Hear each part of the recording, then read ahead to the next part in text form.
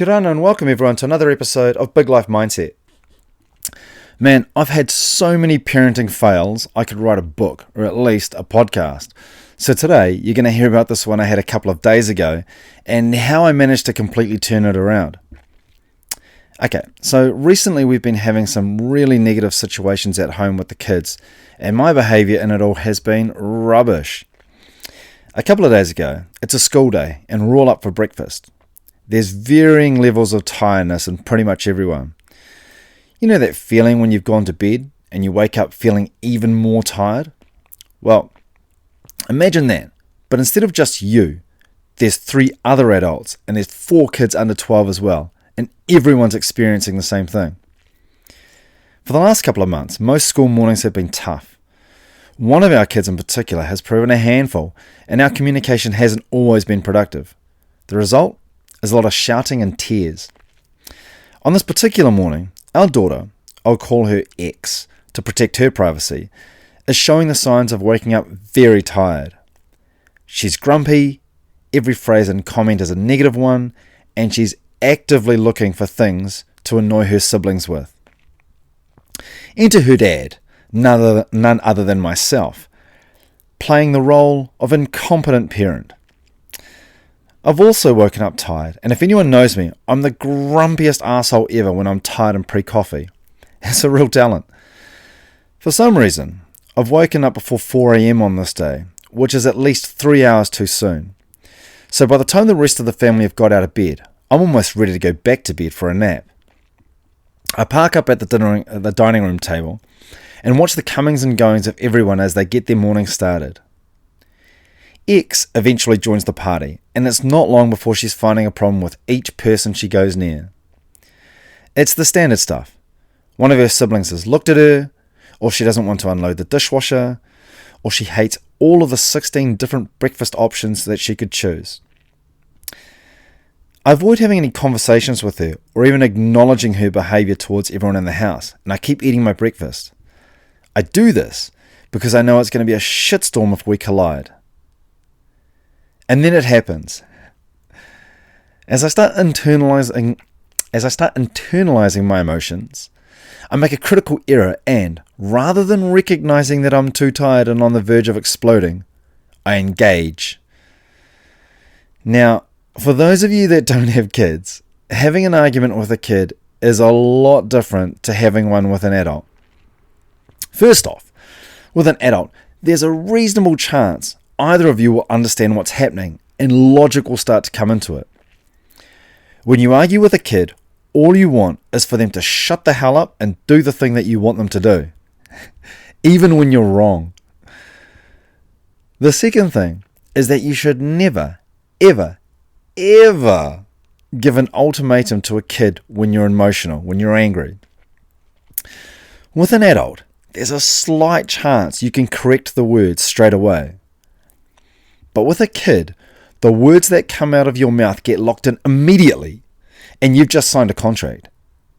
You either do what you said you were going to do, or you say one thing and you do another. Essentially, you undermine yourself.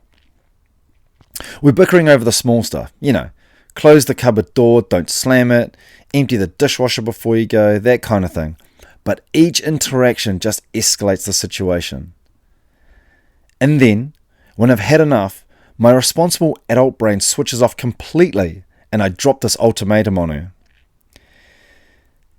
You either take your shit attitude out of the kitchen or you're not coming on holiday with us in 2 days' time. Oh, man, yeah, the rational part of my brain has completely checked out by now. As soon as I say it, I'm thinking, you idiot, what did you say that for? What am I going to do if she doesn't remove herself? Do I have to remove her? Wait, do I need to leave the kitchen? Who's going to look after her while we're all on holiday? Oh man, I'm standing there in the kitchen mulling this over for a few seconds and I realize how angry I am, what I've just done and what I need the next step to be.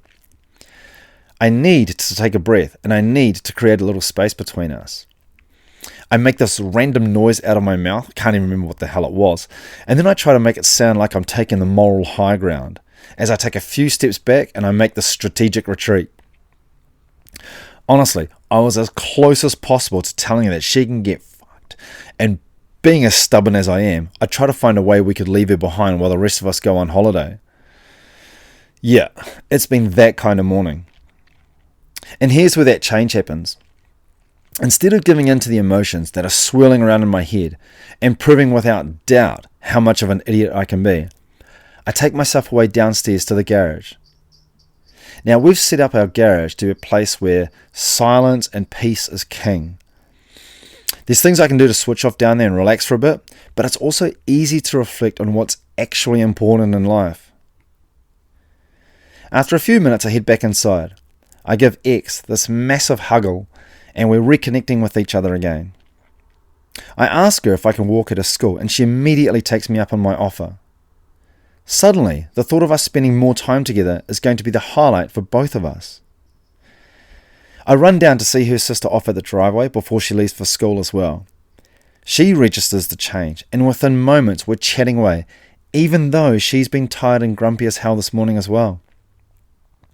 I learn that she's still hungry, so I quickly race back upstairs, I grab a bunch of snacks for her, I get back and we hug each other goodbye. Her attitude has now suddenly changed for the better as well. Lo and behold, my behaviour change is infectious. And meanwhile, in amongst all of this, Debbie's been watching this whole thing unfold, and she gives me the smile of a parent that's on the same page. I walk X to school, and all of the emotion, drama, shouting, and negativity has disappeared entirely, and in its place there's a very relaxed attitude. We find ourselves noticing the shapes the puddles have made on the ground. We pick flowers for each other, and we're talking about things we're going to do together after school. A big thing, though, is that I even apologised for giving her that ultimatum because I hadn't thought it through. I hadn't thought it through properly, and it also said it in anger. You know, it never hurts to let your kids know when you've made a mistake. An hour or so later, Debbie and I are sitting down talking about the morning's events. She's happy with the way things have turned out and comments directly about the 180-degree change that happened after I'd returned from the garage. And in her words, you went from being a dickhead of a dad to being the coolest dad in the world. Honestly, I felt like that's what happened as well. Alright, so there we have it, folks. Another experience in the bank. Man, parenting is one of the strangest, frustrating, rewarding, painful, and fulfilling things I've ever done in my life. It's also one that I feel the least prepared for, and where my poor parenting skills can leave scars for years. I know this from experience. It also happens to be one where I think I can hopefully make a big positive difference too. Alright family, thanks for joining me today. Remember to click follow or subscribe to get the latest, and please do share it with one other person in your circles so hopefully we can spread the word. If you're up for a challenge today, look no further than the podcast intro. Try saying the phrase kia orana out loud. That's kia orana. It's a Cook Island welcoming that originally translates as something along the lines of wishing you a long and fulfilling life, but it's pretty much evolved into a simple greeting, like hello. You can also check out the show notes for a link to the little video on how to say it as well. All good, looking forward to catching up again, but for now, peace out.